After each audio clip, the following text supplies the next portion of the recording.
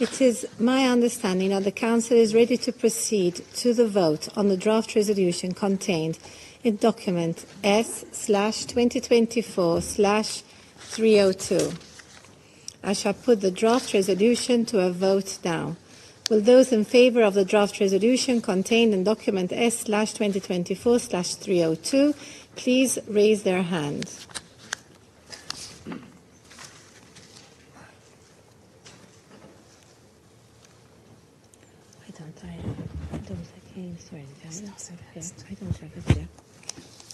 Don't worry.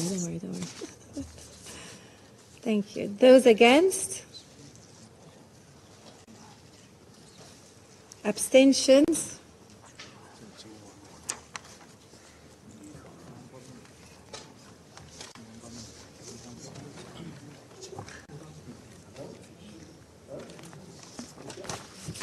The result of the voting is as follows.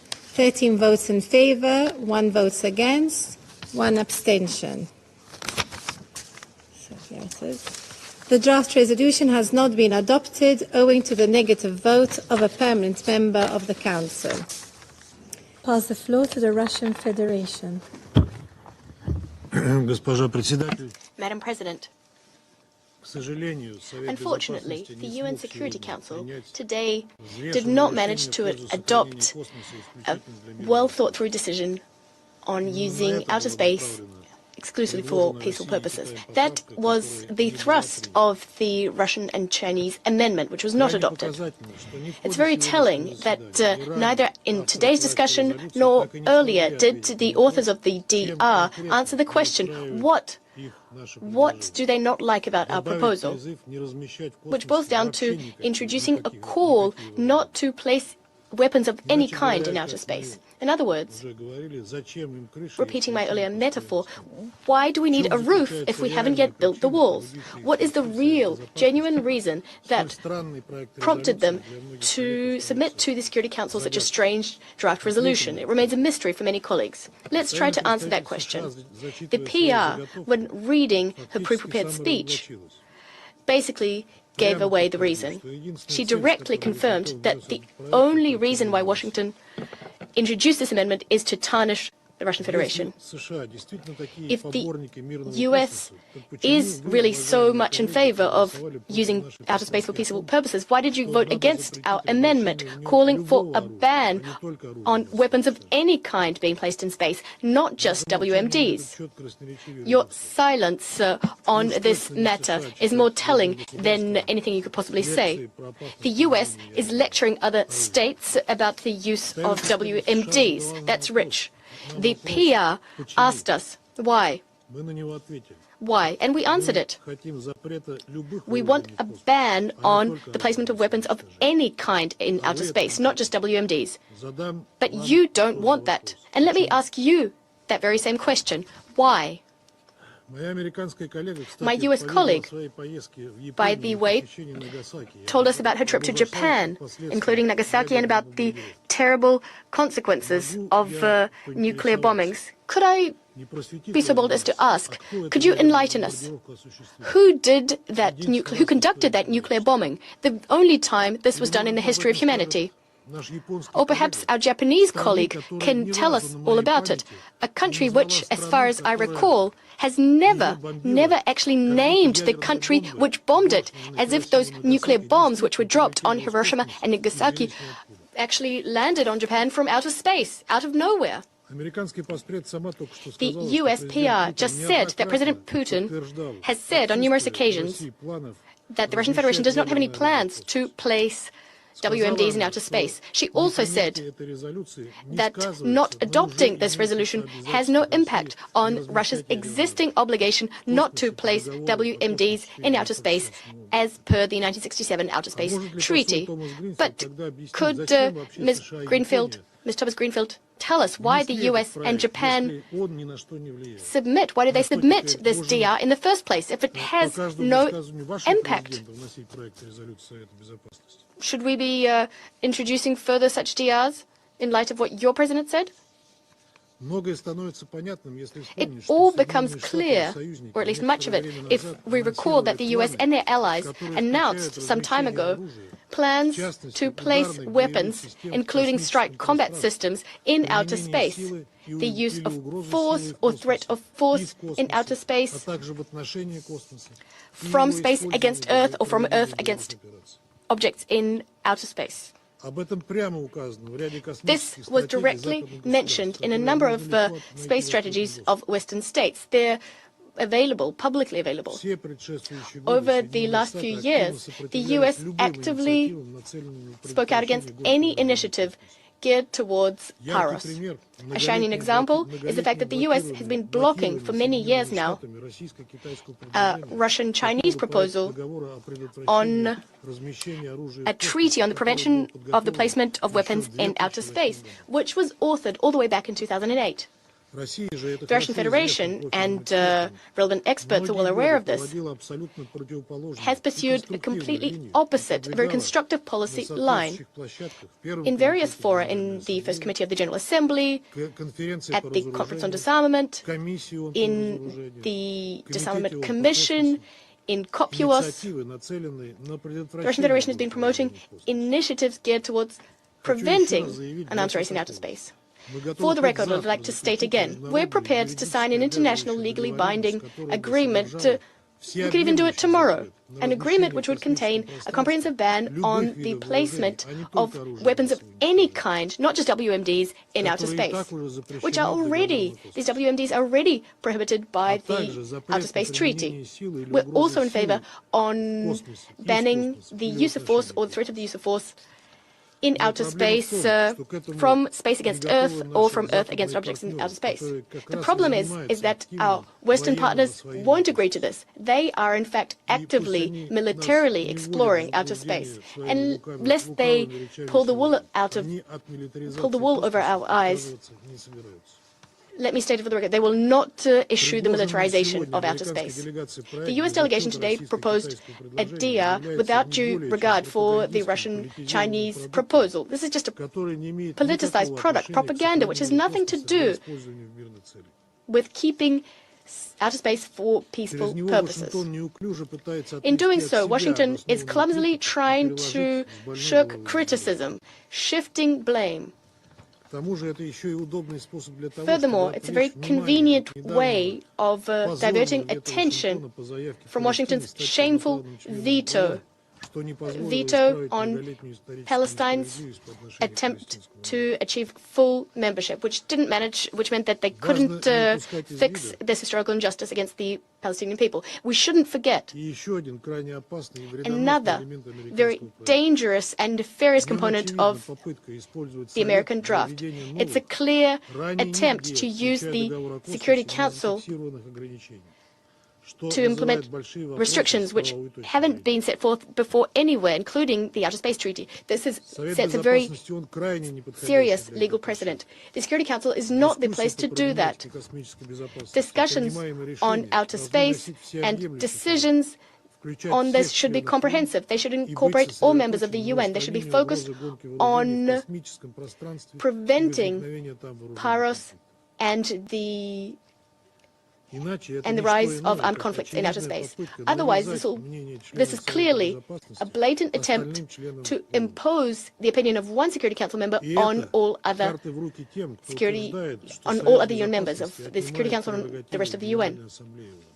And in fact, the maintenance of international peace and security remains the prerogative of the UN Security Council. The Russian Federation remains duty-bound to the obligations it undertook under international law in outer space, playing along with aggressive plans, giving the green light to politicized initiatives. We won't engage in that. If Security Council members from Western countries have been pounding their chests, talking about the fact that they're committed to keeping outer space peaceful, if they're prepared to reaffirm this, not in word, but in deed, we're prepared to give them another chance. That is why we'll be submitting shortly an alternative draft resolution to the Security Council. we will begin negotiations thereon as well. We hope that all Security Council members will exercise common sense and will show their interest in the need to keep outer space peaceful. Hopefully this will override attempts to politicize such an important topic, important for planet Earth as a whole. I thank the representative of the Russian Federation and pass the floor to China. President, the first artificial satellite was launched by mankind 67 years ago, which marks the start of a long journey in the exploration and use of outer space. Today, outer space has become a global commons, where the interests of all countries are intertwined with a common stake, ensuring that outer space is used for peaceful purposes, preventing the weaponization of and an arms race in outer space, and avoiding the outer space turning into a new battlefield, has become the strong call and shared consensus of the international community.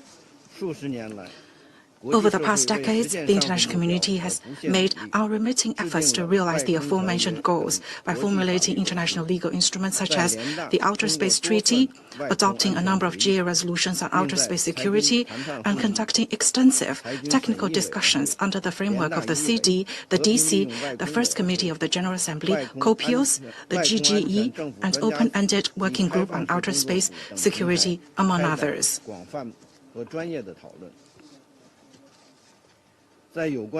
During relevant deliberating processes, it has been generally recognized that current security threats to outer space include both the possible placement of weapons of mass destruction, including nuclear weapons, and other types of weapons in outer space. Also, a certain country has defined outer space as a theater of war, accelerating its buildup of military forces in outer space and creating military alliances in outer space. In the context of all these threats, only by opposing loud and clear an arms race in outer space and promoting the negotiation and conclusion of a new legal instrument on arms control in outer space can we then effectively sustain security in outer space. This is the universal call of the vast majority of member states, especially developing countries. President,